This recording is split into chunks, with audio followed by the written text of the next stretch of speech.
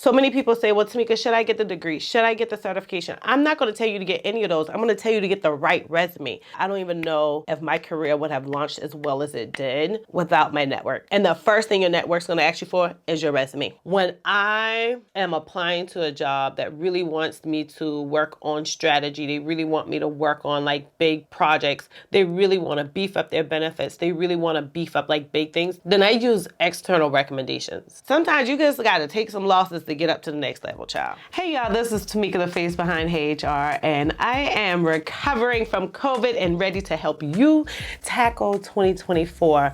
And so I don't know what happened to the beginning of my year, so this delays this video just a tad bit, but it's not too late for you to get started with your career goals for 2024. So if you want to know how to start your HR career in 2024, then that's what. Just keep on watching. So the absolute first and best way to start your career is with a tailored, targeted resume. I'm never going to change from that. So many people say, well, Tamika, should I get the degree? Should I get the certification? I'm not going to tell you to get any of those. I'm going to tell you to get the right resume, because depending on where you want to go with your career, that's going to really help you hone in on like, okay, where do I have the skills to go to? Because if you're starting in an entry-level position, don't get a degree, don't get a certification. I don't suggest it. I suggest doing something to verify that's what you want to do before you make that huge investment. So many times I've done different resumes through various resume reviews or whatever magnitude I may do them, if I'm mentoring someone or not, and I can see that they qualify for something higher than they thought they qualified for. So doing that targeted resume is not only going to help you get that career clarity that you need to know like which position you should apply to, but it also tells the recruiter, hey, I'm ready, I'm qualified, I'm your person, this is why I stand out from other candidates. So you want to make sure that you start it with a header, and that header is going to be like right under your name. So you put your name, your address, your contact information, and then you'll put that header, and that header is going to be the title or titles you're seeking. So if you're going for entry-level position, you're not sure which one, then you can use like 2 different titles there for your header. So maybe you want to put HR recruiter / HR coordinator / HR assistant, whichever, right? You can do 2 to 3 of them.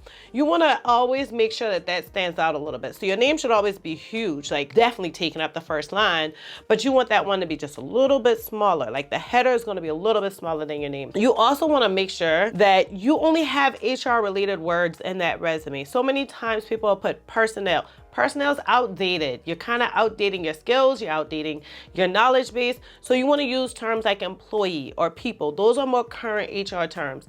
If you're used to working with clients, you're used to working with patients, you're used to working with customers, you're going to always talk about them as being your employees, your stakeholders, your decision makers. You're going to use HR related words and not the words that you use in that previous industry or that previous career field. So you want to make sure that it's very obvious that you're ready to be an HR professional, that you get that recruiter in the mood of, I'm your HR professional that you're looking for this role. You also want to make sure that you identify those transferable skills. Way too often in resume reviews, I see people highlight all of these soft skills. Forget the soft skills, y'all. Your soft skills are going to show out in your bullet points. When you start talking about how you work with someone else, how you may have worked with a team, how you may have worked with your coworkers, how you may have worked with employees, how you may have worked with stakeholders, how you may have worked with a business vertical, that's going to show your soft skills, because you're looking to use the PAR method there, right? Where you're talking about the problem, the action, and the result, and you're going to walk them through what that was like. Well, that's going to show you have soft skills, because the things that you're going to do is going to need soft skills for doing that. So don't worry about problem solving and multitasking and independent thinker. You want to use skills that relate to that position. Look in the area where it says like minimum skills needed and start looking at the skills that you need there, and that's the skills you want to put to the top. So those are your skills you want to highlight. If you have absolutely no HR experience or you only have one HR job, then you want to put those skills before you even start talking about your HR experience. And those skills should be what's tailored for that position. I always suggest using a job search tracker, and in that tracker you can use like different tabs, and on one tab you may want to keep track of what skills you need for those type of positions. What software skills, always put in software skills. If you've ever touched Zoom, Google Meet, any of those things, put them in there. If you touch Microsoft Suite, then talk about which parts of Microsoft work with. Guys, this is your chance to like really get uncomfortable. Really get uncomfortable and being boastful. Talk about yourself. You're amazing. I can do this. I can do that. We're so not used to it, but if you get that targeted resume that really beefs up your skills, that really show people what you can do, if that's skills that you've done on the job or in your professional or personal life, then guess what? That's gonna be your #1 way to start not just an HR career, any career. All right, let's go to number 2. So number 2 is networking. Introverts, bear with me, stay with me, stay with me. It's 2024. We're gonna try something new. We're gonna try something different. What I don't want you to do is think that you need to have the gift of gab and talk to everybody. No, but what I do want you to do is join HR specific groups. If you're not starting an HR career, then there are different types of groups to different career fields. And so you wanna kind of do a search in Facebook for those. Facebook is the place that you'll find the most groups, ironically, because it's not a professional platform. You're gonna find a lot of them in LinkedIn, but people are so buttoned into being professional. I feel like Facebook is a lot more relaxed. It makes you want to gravitate there for resources. It makes you feel okay that you're not the only one that knows different things. So definitely start your network by getting in different professional groups. You want to make sure that you reach out to past colleagues that you may have worked with. They may either still work at that organization, work somewhere else, or have someone that knows someone that works somewhere that needs an HR professional. You will be surprised how often past coworkers, past colleagues can help you out. So much of my career has started from colleagues. Like my very first job I got while I was in graduate school. Later on in my career, I've had past colleagues, people I've never worked with. I've just been in like HR groups with or seen at SHRM meetings, and they'll call me and say, hey, so-and-so has this. I think you'll be a great fit for that. Don't underestimate your network. Doesn't have to be a big group of people. You don't have to talk to them all the time. The great thing about professional networking is nobody expects to talk to you every day. Nobody expects that you're gonna text them, you're gonna call them, you're gonna reach out to them, ask them how their day was. No, you wanna start that conversation with them when you have a reason to contact them. And that's not a bad thing at all. So another thing that you want to do in your network is reach out to your third-party providers. I can't tell you guys how many times benefit brokers have been the ones that put me in front of different opportunities I never would have known about if it wasn't for them. I can't tell you about how many times they've definitely put my name in the room or in the spaces that when I'm not even there. So reach out to your benefit brokers. These people talk to other HR professionals. They know when someone's leaving. They know when that environment's toxic. They know what potentially the salary information is, or they can get a little bit easier than you can. Definitely reach out to them and see what they can do. I can't underestimate a network. Like I can't. I tell y'all no lie. I don't even know if my career would have launched as well as it did without my network. And the first thing your network's gonna ask you for is your resume. So those two things have helped me so much. You've had people tell you all last year how amazing you were. This is a great time to ask them to put it on your LinkedIn profile, to give you a letter of recommendation, or to do both. So the great thing about LinkedIn, and I believe I did a video about this. If I did, then I'll definitely pop it up here and I'll put the link down in the description box. You can ask people for recommendations without really asking them. You can ask them through the platforms. You want to make sure that you get those now. Even if you're like, Tamika, I really want to leave tomorrow. Like, I'm good. I need no job next week. I need one next month.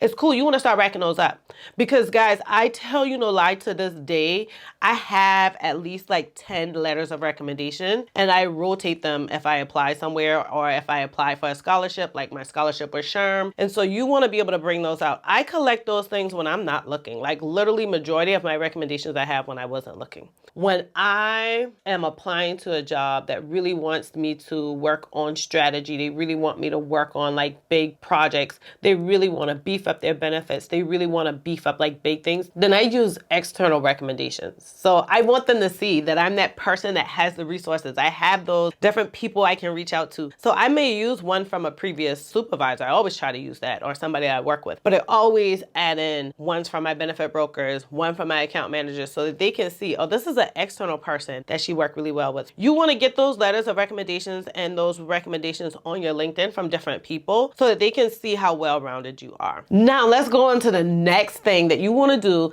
that's going to help you start your career in 2024.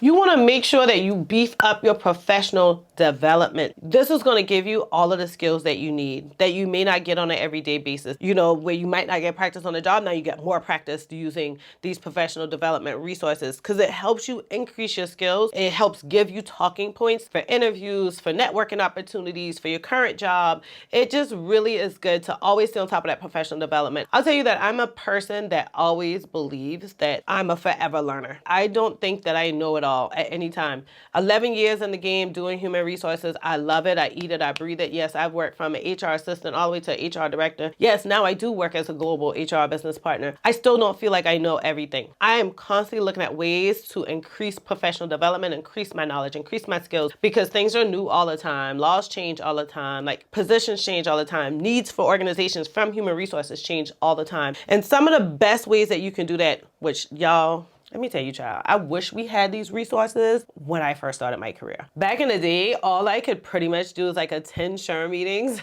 and attend employment law events, which is always great. But now you guys have so many resources and you want to make sure that you use them. So don't shy away from SHRM events. If that's your local, your state, or your national events, the higher you get, the more expensive it gets to attend those meetings or attend those events. You also want to reach out to local employment law firms because they'll have on their website when they have like webinars that anybody can join. HRCP has some great courses. They give you badges and it really hones in on each part of HR. And so I really am a champion of HRCP. I really like that. Not only are they constantly growing, but that they have these badges specific for like workers' comp. And then they have one for employment law. And then they have one for benefits. Like you can hone in on the area that works for you. So if you're a benefits specialist, you want to take that badge. Another thing is that you want to make sure that you take those badges and you replicate them onto your resume because you want to show folks that you're always doing professional development. So if you guys are like, oh, hold on, Tamika, this sounds great, or my company gave me extra dollars for professional development, or now we have tuition reimbursement, or we have education reimbursement, then HRCP is your place to go to. So I'll put the link down in the description box because you guys definitely want to check that out. And then there's another one that's really, really growing. It's brand new and it's a little bit different from HRCP, and it's called Course Careers.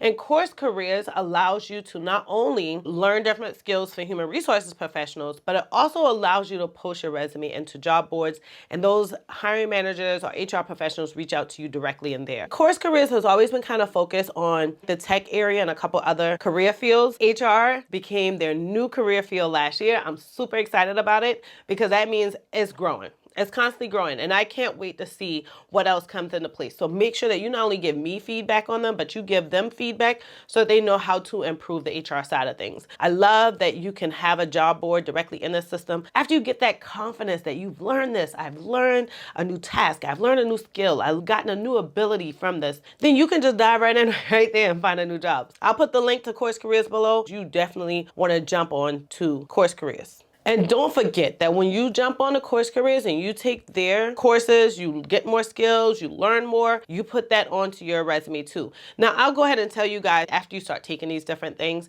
you want to make sure that you have like a professional development or a leadership skills or like a catch-all section at the bottom of your resume, and you want to add in which ones you took that are HR related. Same place you would add your certification in addition to your name by just adding the credentials at the top. You'd add it to the bottom as like professional accomplishments or whatever. That's a good catch-all area, and it really reaffirms that you're a dedicated HR professional and that you're the right person for the job. So when you're done with these things, don't forget to add them on, and please don't wait to try to remember which ones you took when you get tired with this job and you go and you're like, I need to find a new job. Do it now. Like as soon as you take that course, put on your resume right now. Always keep that resume hot. Always keep it updated. You do not want to get into a time of panic, a time of need, or even getting laid off to realize I need to update my resume. That should always be a revolving document. Don't forget that LinkedIn has some courses as well that you can literally do in their profile, and that's another place to get some professional development skills. Just make yourself a whole much better, well-rounded HR professional and really launch your career in 2024. Now, the last tip that I'm going to give you to get your HR career off the map, like get it going in 2024, is to make sure that you're not just applying to everything that come up. Please don't do that, child. You want to apply strategically. I already mentioned this earlier in the video, and I'm going to say it again. Make sure that you're using a job search tracker. I have created job search trackers, and I have them as one of the 3 different downloads that you get whenever you get any of my resume kits. I call them a kit because it's not just a resume template. You also get a cover letter template. You also get an additional document that tells you how to use everything, and you get a job search tracker. You should always keep a job search tracker. You can customize those tabs. You can really see trends in your applying. Like if you realize that you're constantly applying to one platform and you're really not getting anything from it, this tells you need to pivot to another platform. If you realize that every time I apply to an HR generalist role, I don't get interviews, I don't get responses, I don't get anything, but I do get information back, or somebody reaches out to me, or I do a screening, or I get an email when I apply to recruitment positions. Now this tells you maybe you weren't ready for HR journalist, maybe I should apply to recruiting. Or it tells you maybe my resume speaks too much to recruiting and not enough to journalists. I'm a big component of like data. I absolutely love data. Data tells a story. So I really use it whenever I'm trying to beef up my career and go to the next level, and I want to look at ways to do that. I do different pivots to see how I can get there. Can I do this on my current job? What have I done on my current job versus externally? I also do this during job search. Whenever I'm looking for a new opportunity, I use that job search tracker to give me data to tell me how I can do pivots within my job search. Because just applying in the wind and being like, girl, they don't never call me back, girl, I don't never hear nothing from them, you ain't doing nothing but depressing yourself more. You're just taking all your happy juice and draining away and adding negative juice because you're not even applying the right way. You have to do this strategically. I also use data in my business. I mean, like, how do I know what videos to tell you guys? I look at the ones you look at most. I look at the average view duration. Which ones are they watching longer? Which ones are they really pausing on these videos? Okay, I can hone in on this area. Data tells the story in everything, child. So always use data, definitely, in your job search and whenever you're leveling your career to the next level. Maybe you already started your HR career and you're like, I just want to do something different. I feel like I've already learned everything with this position. You can use data to see, like, how do I navigate myself to the next level? Now, I see that people ask about this from time to time in different HR groups on Facebook. I'm not against temp agencies. I see a lot of people go like, oh no, don't go with them. Especially now, since we've had the ACA, like prior to ACA, prior to Obamacare and stuff like that, I would say those who are US residents, like, yeah, don't really go with temp agencies because they didn't offer benefits. But now they have to. So ACA says you have to give at least minimum expected benefits. So now that they do that, I'm not against them. I'm not against temp agencies and I'm not against temp positions. My current position as a global human resources business partner, I started as a temp employee and I did that for a full year. Made a comfortable salary, got benefits. The only thing I didn't get was PTO. So I had to like flex my schedule. Cool. I know I wanted my career to grow in a global aspect. I knew that after I left from being a senior talent acquisition specialist, I wanted to be a global HR business partner. Sometimes you just gotta take some losses to get up to the next level, child. Everybody is not gonna be in them comfortable areas, and those are the people who are sitting there stagnant. Those people who are okay knowing that I'm going through a season of being a little negative or in a place that I really don't like or a place that's not so happy, know that they're looking for a bigger long haul. And that's just where you should be. Not just temp agencies and temp positions. Contract positions aren't bad either. I say it all the time. I've already sent emails about this. I tell you guys about this when I go live, but I have a coworker of mine that did contract positions for like 4 years, always with big companies, and now he's worked with us for the last like 3 years. It really gives you the experience to go where you should go. Don't shy away from the things. You guys should be looking to make sure that you know what it is you want to get out of your career, what it is that a company needs to provide to you, and if they can do that, I would care less if it's a contract role, a temp role, or a temp agency. If they're giving me those salaries, if they're giving me the benefits, if they're giving me the job title, if they're giving me the experience, if they're giving me some type of training and learning and development, I'm cool. I can care less about my title. Crazy thing is I worked as a temp employee for a year, and so many of my coworkers were like asking me questions. I'm like, I don't know. I was a temp employee. They were like, you were a temp? You never believe it. Ciao. Don't be stepping away from that. Another thing that you can do is make sure that you're sending short DMs and probably attach your resume and LinkedIn messages to the recruiters. If you apply to a job, look that company up on LinkedIn. You can do a good search to see who works there, find that recruiter, that hiring manager. If you can't find either, then just find somebody that works there and say, hey, I applied for this position. I'm super interested and I really would like to make sure that they receive my resume, or that if they can tell me if I'm qualified or not, and shoot your resume in. You will be surprised. Probably not last year.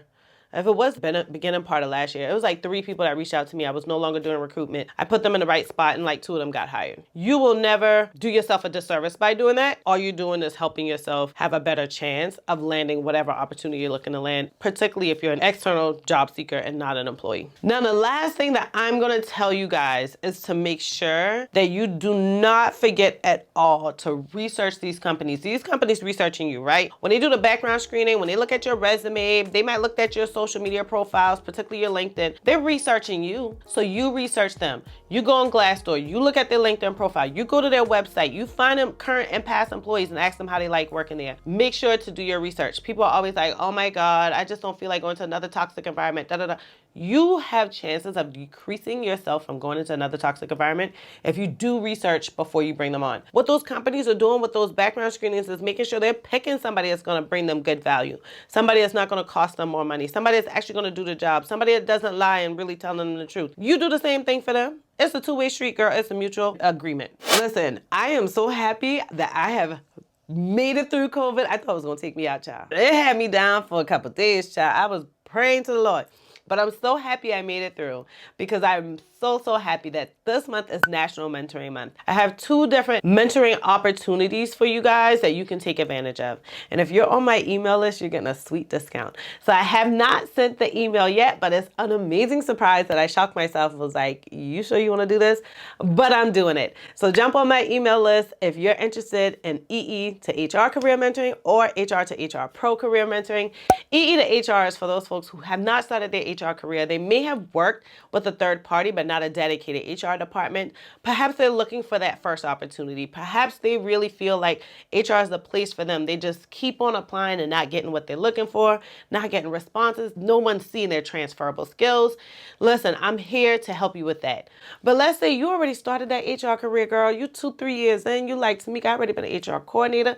I already mastered this thing. I'm ready to be a generalist. I'm ready to expand my HR skills. Or even, Tamika, I'm an HR manager and I just ain't feeling like I'm functioning like an HR manager. Or, Tamika, I'm an HR director and my team just can't get it right. I work with all of those folks in HR to HR Pro, where we take your skills to the next level. I make sure that I hone in on where the problems are. We do a complete SWOT analysis. We get honed in on what you really need, and then we make a goal plan of how we get there. And I've had such great results from so many people that have worked in my programs. But again, get on my email list because that's where you're going to get the amazing discount that is going to be limited. It's going to be limited because I'm going to be honest with you guys. Next month, I need to start creating 2024 notes. So the new material has not came out yet. Child, it takes me forever to write those notes. I need to do a whole photo shoot. I need to make sure that I proofread it. I need to make sure I create a whole new web page for it and all this other stuff. And so my time's going to be very limited. It's going to be a flash. And I'm going to open up more available time on my calendar. And once those are booked, we're closing out the discount and we're pausing on career mentoring until after notes are launched. Okay? So you want to grab that while it's hot. I am so excited about 2024. I had an amazing 2023. I hope that you guys did too. I just can't believe the way that the Lord had blessed me in 2023. I planned as much as I thought I could plan, and He still surpassed my goals. My goals was to have 10,000 subscribers. We ended the year with almost 13,000 subscribers on YouTube. My goal was to have 10,000 on LinkedIn. We ended the year with almost 12,000. My goal was to just make sure that I had more people that had more positive results, that gave me feedback, and we definitely had that. My goal was to restart my blog. It is wide open and we have tons of links and resources in it. I'm so proud of it. I just got a feeling that the Lord is going to be amazing for 2024 as well. I can't wait to see you on the next video.